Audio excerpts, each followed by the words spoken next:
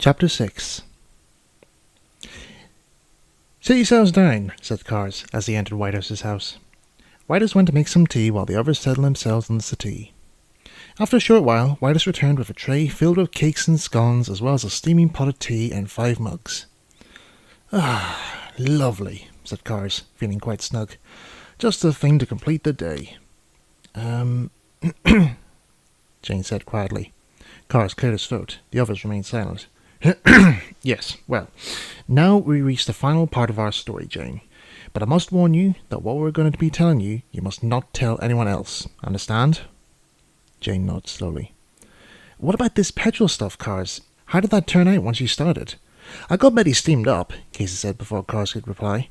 "She was all set to go and I was just getting her motions oiled. Jane asked me, Casey. You'll have your bit to say in a wee while. Now then. As Casey stated, Betty was in full motion. The steam pressure was boiling up, and soon we were ready to make the first batch of petrol." "Are we all set to go, Casey?" called Cars, standing ready by the controls. "Yes, we're all set," Casey called back, and he opened the regulator. Cars pulled a switch. Betty's wheels began to turn on the rolling road, picking up more and more speed every wheel turn. Clouds of steam shot out of her funnel into the pipe, which was fed into the heating vat. Grinder, gears, and Cars kept their eyes on the gauge. The needle jerked a few times, and soon it began to move up. "She's warming up!" cried Grinder. "Won't be long now," Gears said, fingers crossed. Still the needle went up. Casey walked around Betty to ensure all was working fine and how it should. He looked over now and again at the three, still gazing at the gauge glass as though they were waiting for their lotto numbers to come up. Their faces were fixed hard and barely moved at all. Suddenly there came a whoop of cheering. "We've reached it!" cheered Grinder and Gears, dancing merrily around the room. "Quickly now, you two! Have the cans ready! Move!" "Cans?" Casey asked. "What's all this about cans? Are you making something?" But before Cars could reply to this, who should walk into the room unexpectedly but Bernard. "Grinder and Gears just told me the good news. Well done, Cars, my boy." "You!" Casey was right. It was the same Williams he had been thinking of all this time, and here he was shaking Cars by the hand and patting him on the back. May I show my gratitude to you, my young rail buff, for without your cooperation, my new product could not have been made into its production." He held his hand out to Casey, who declined rapidly. "Help you? If the day came I would ever assist you, of all people, I would eat my oil rag." Bernard reached down, picked up the rag, and held it in front of Casey. "With or without mustard?" he asked, gritting his yellow-brown teeth. For a second, it seemed the earth moved beneath Casey. He lost his balance but used the roof of Betty's cab to stable himself. Bernard chuckled as he watched on. But how could I have when I was—" Casey looked at Cars, who returned a grave and sinister smile. "You mean he's been working for the last couple of months now, and has proven to be the most helpful business partner I ever had." But how could you, Cars? Don't you know the dangers that this man could bring you?" "The only folk who are the ones causing any danger, it's your railway club. I know the whole story about you lot causing numbers of jobs to go up in smoke, but that will all end quite soon, and you will watch it as it happens." This was not the same Cars Casey was friends with. Whatever Bernard did to him, it looked like as if he would never change his mind. "Now then," Bernard barked out sharply, "you continue to get this machine in working order. I need more heat to continue this operation with no trouble at all." "And if I don't?" Casey surely wished he had never asked that question. Bernard quickly reached into a compartment in his jacket pocket and withdrew a gun, pointing it towards Casey. Cars, too, jumped back in shock. "Now then, we can do this the easy way, or the hard way. Your choice." There was a long pause. Casey hesitated, but sighed as his head dropped pathetically and turned back to Betty's controls. Bernard smiled and turned to go. He paused for a second and signaled to Cars. "If he does any funny business, deal with him." And with that, he shoved the gun into Cars's hands. Cars gasped in alarm. I can't do that. I'd go to prison if I—" "I'll see you have a good alibi. Now continue with your work like a good business partner." Cars tried to get another word out, but Bernard had already headed out the door. He stared at the weapon in his hand. His hand trembled, so much that he nearly dropped the deadly weapon. Very carefully, making sure Casey wasn't looking, he tucked it into the back pocket of his jeans and covered anything showing with his jacket. He then continued with his work. The ride was unbearable. Never in all his born days did Whitehouse ever had the chance to become the first, and hopefully still surviving passenger, of his cousin's contraption. The bike roared past the station yards and wheeled its way up towards the large boat hull, with corpse whooping and cheering all the way. At last they stopped by the rusted gates of the Motor Car Society. "This transport terminates here. Please could all passengers take all their belongings when disembarking the vehicle. Ourselves at Clemence's Transports would like to thank passengers for choosing our services and hope to see you again in the near future." Well, that all went well, didn't it, cuz? Whitehouse staggered off the bike, trying hard not to vomit again. "Never again am I travelling in that juggernaut again," he quivered. "Oh, come on, it wasn't that bad." Whitehouse glared at Corpse. "Look, on the bright side, at least we know where the thieves have gone to. This trail leads directly in here." Corpse pointed to where the trail made its way through the gates of the Motor Car Society. Strange noises of puffing and whirring were coming from it. "I've been to this place before. Well, past it a few times, anyway. The folk here aren't that much company when you see how they act to visitors." "Well, we better risk it, even just to check that Betty is in there somewhere." Then a shrill whistle blasted across the courtyards. "That's Betty's whistle," said Whitehouse. "I know it for sure, and by the way it sounds like Casey is at the controls." "But how did he manage to get in there, I'd like to know?" asked Corpse. "Well, we just have to find out then, won't we?" And Whitehouse made his way up and over the wire fence, making sure he dodged the rolls of barbed wire on top. Corpse followed, and the two scurried behind some old oil drums. A group of mechanics were busy with their heads in the bonnet in an old Transit. A few more were in different parts of the place, so it looked as if things were going to be a bit tricky getting around. "I've told you I've had enough for one day." "Oh, come on, Frank, it's only another motor to mend. I've been on the 25-hour shift, and if that blubberbutts up there has anything to complain about, then he can stuff his motor." Frank had just passed the oil drums on his way home when he stopped to swipe a large amount of sweat from his forehead with the back of his hand.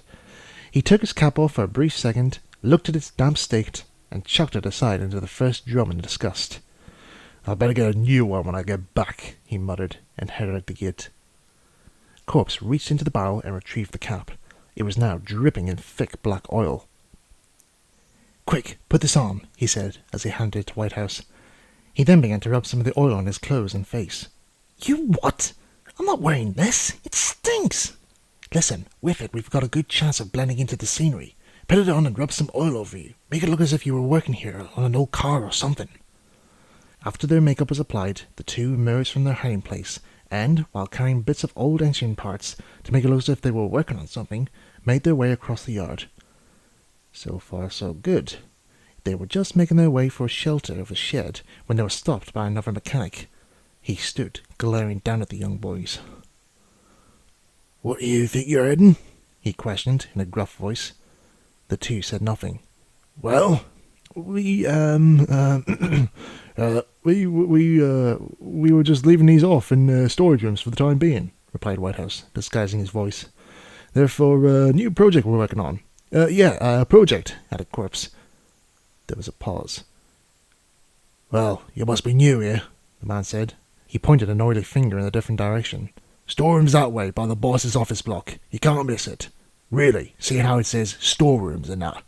"Oh, right, ta," said Corpse, and he and Whitehouse scurried over in that direction.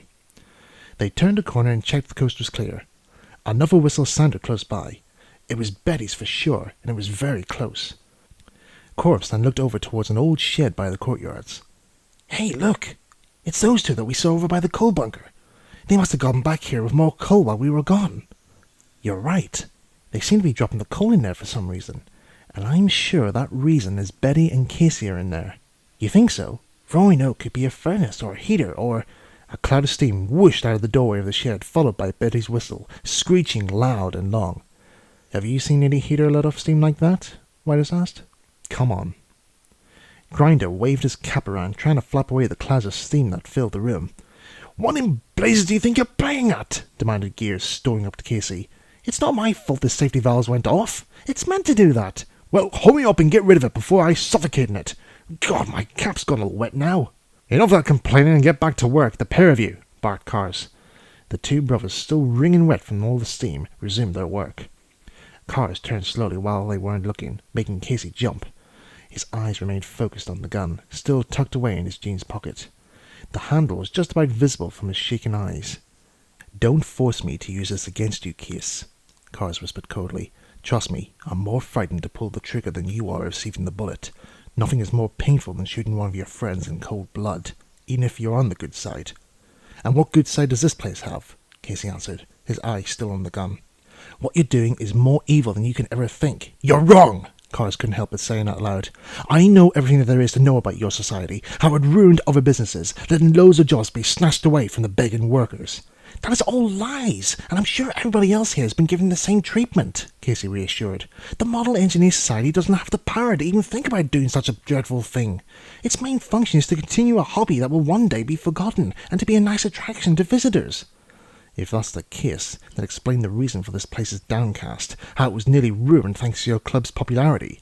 "I don't know, but whatever the reason, I hope it's all worth it. Same can be said for your boss's so-called new product." "Not that I have anything to do with it," Carr said darkly, and turned his head back to his work. Casey brought Betty's hissing valves to a stop and continued making the fire.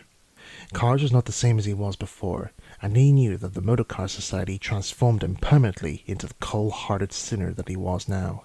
The heat was now being transferred to more vats in the next room, and soon it wouldn't be long before the next batch. Outside, Whitehouse and Corpse managed to make their way to the hut without any bother. They could just make out Betty through the steam and smoke, but what was happening in the other room? Another window on the other side solved this question. They could see large vats of petrol being made from the heat of Betty's steam, combining the ingredients together. "Would you look at the size of that thing?" Corpse whispered.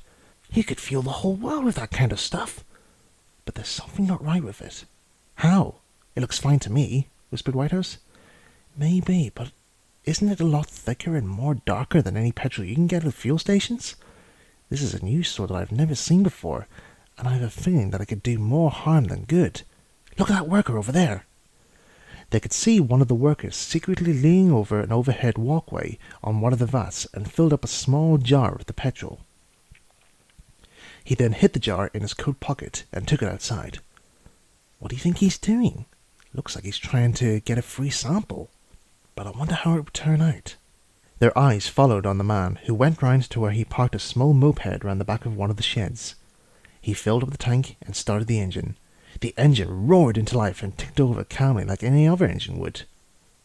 "Doesn't seem to be doing any harm," commented Whitehouse, but he spoke too soon. Just then the bike coughed and spluttered before bursting into flames before their very eyes. The man too was surprised and quickly hurried off to find help while the scooter continued to burn to a cinder. The two boys were speechless. "That stuff's more dangerous than I thought it would be," said Corpse. "And with Casey in there with Betty, it could cause even more damage." "We need to get them out of there quickly," said Whitehouse. "But how? That's the problem." They both fought hard, but an idea was hard to come by in situations like this. A whistle sounded nearby. It echoed around the yards, and all the workers stopped what they were doing. "Lunch break," called Gears. "You come for some grub, Mr. Carson?" "I'm staying here and keeping an eye on him, but bring me back some coffee, pronto." "I could do with a cuppa," gasped Casey. He was already working up a thirst. "All right then, bring him back a cup too. No coffee, just the cup." Grinding Gears made their way to the mess room, laughing at Cars's joke. They passed Corpse and Whitehouse, who were hiding behind some more oil drums next to the hut. "Right, with everyone away, it should be easy to get Casey," whispered Whitehouse. "But what about the other one? I heard someone else in there." "I did too. His voice sounded familiar, but it's 1 against 2, so he should be easy to get by. Come on." Quickly, the two hurried into the hut. "All right, you! Hand over our friend and our engine!" demanded Whitehouse. Cars turned round and stared. The three both gasped. "How did you get in here?" exclaimed Cars. "More to the point, what are you doing here?" insisted Corpse. "Don't tell me you've been made to slave over making this dangerous stuff." "This so-called dangerous stuff is my gateway to my career, and no rail pest is going to stop me from reaching it." Quickly, Cars drew the gun out of his pocket and aimed it at the two. "Now, take it easy, Cars," Whitehouse said calmly. "We know that you had trouble with the loss of your old job before, but—" "You don't know anything about it," yelled Cars.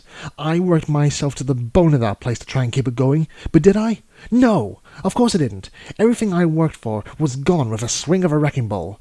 With this, I have a chance of saving something which is crying out to be saved." Cars began to shake rapidly, tears swelling up with rage. "And you're not going to take it away from me!" he shrieked. The gun fired. Corpse and Whitehouse ducked. The bullet struck the steam feed pipe, causing steam from beneath to fill the whole room. Cars panned round, aiming the gun at the slightest movement that occurred. The steam was fading slowly, and a silhouette showed. Cars was just about to fire when something hard hit the back of his head. He collapsed to the ground as Casey checked his shovel. "Trust me, it was frightening to do that, even if you are on the bad side," he said. "You two okay out there?" Whitehouse and Corpse emerged from their hiding places. They hurried over to the unconscious body of their friend. Corpse kicked the gun away from his hand, just in case. "Right, get him out of here while me and Corpse try and get Betty off this rig," instructed Casey. "Are you sure you two can manage?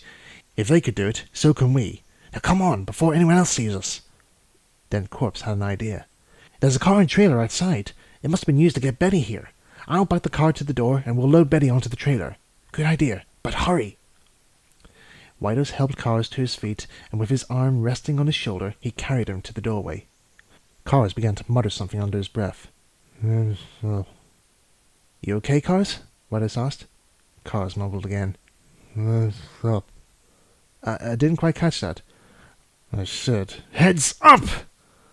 Without warning, Cars headbutted Whitehouse and fly-kicked him into the next room, where the vats were kept. Cars turned to find Betty being loaded onto the car's trailer outside. "No, you don't!" Quickly, he sounded the alarm. The deafening sound of the bell alerted all the other workers who came hurrying from the mess room. Bernard poked his head out of his office window to see the commotion was.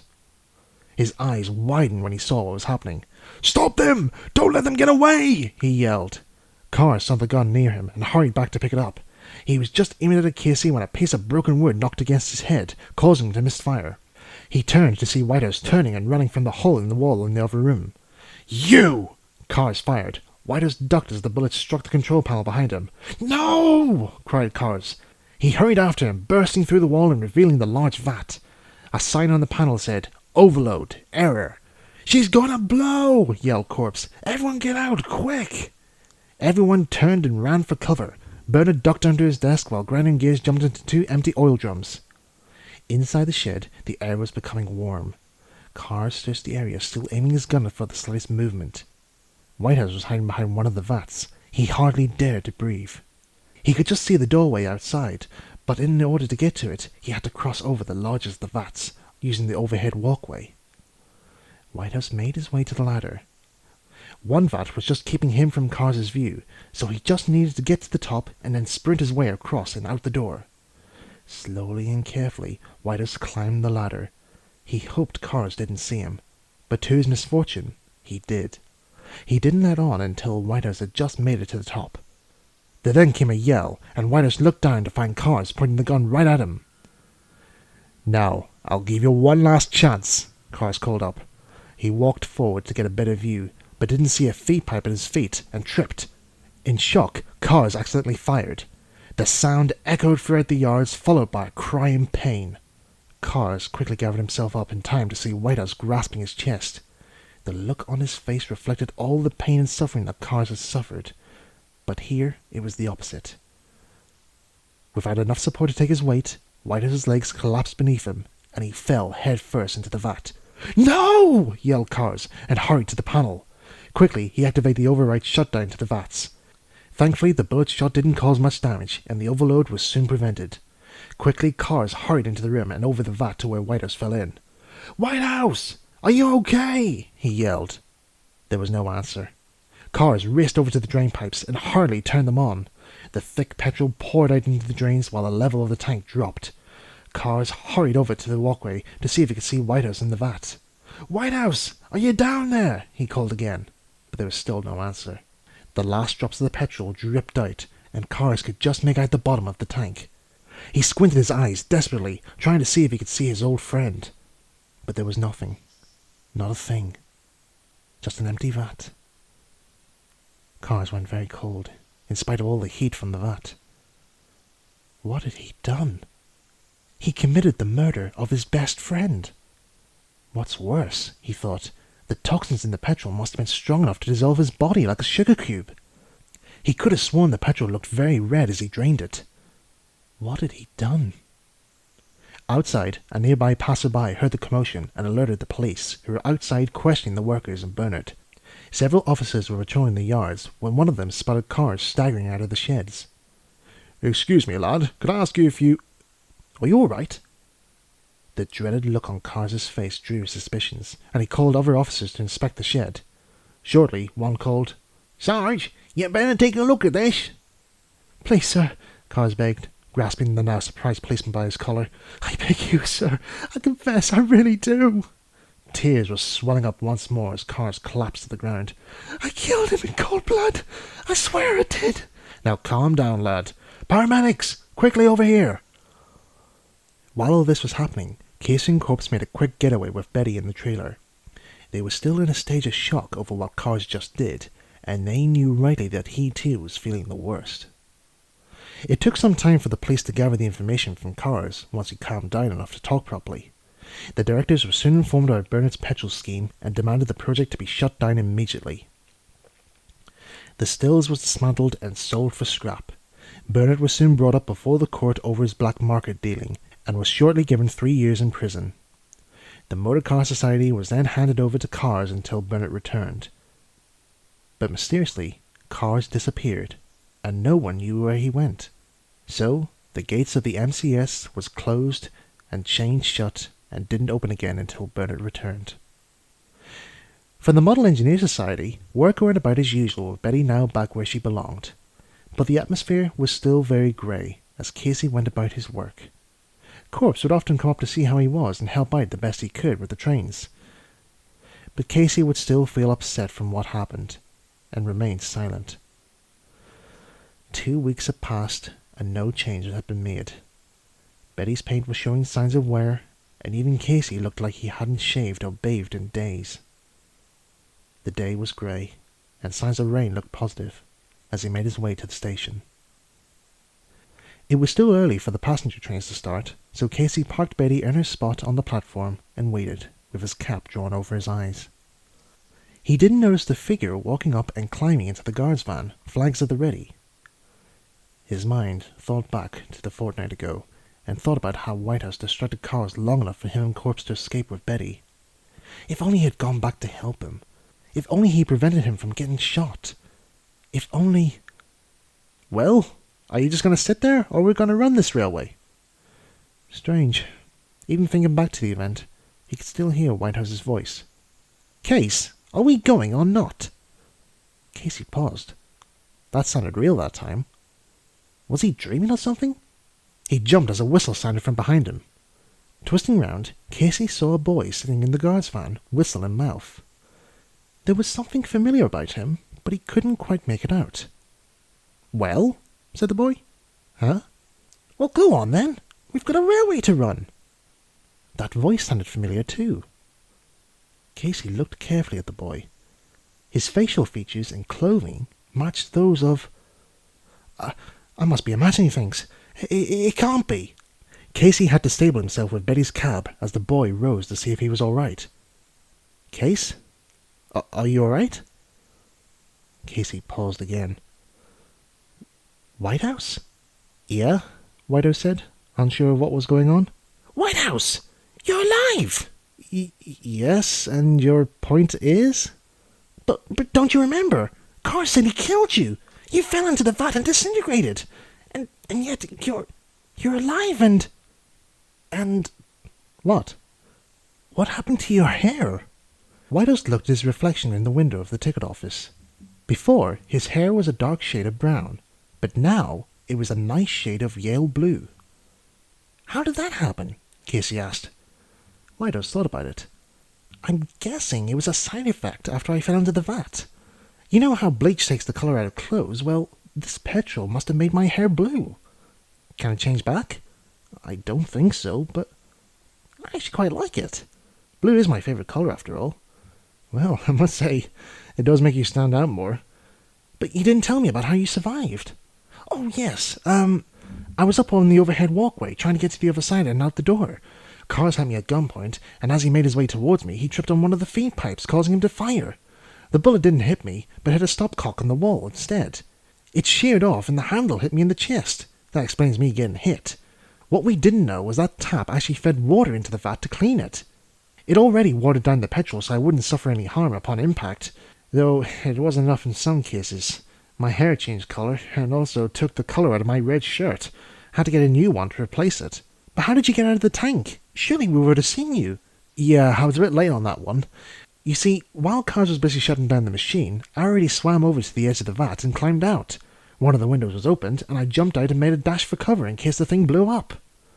But that was 2 weeks ago. Why didn't you turn up? Everyone was worried sick. Whitehouse gave Casey a look. Case, I just fallen into a vat of hot, dangerous petrol after nearly getting shot by a madman. Do you think I recovered from that in an instant? Well, you have a point there.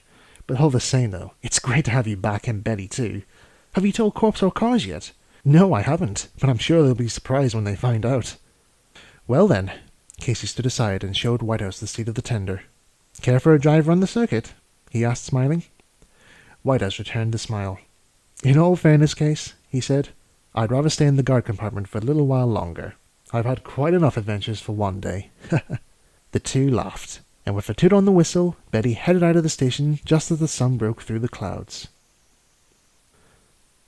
And that, finished Cars, was our search for our lost engine.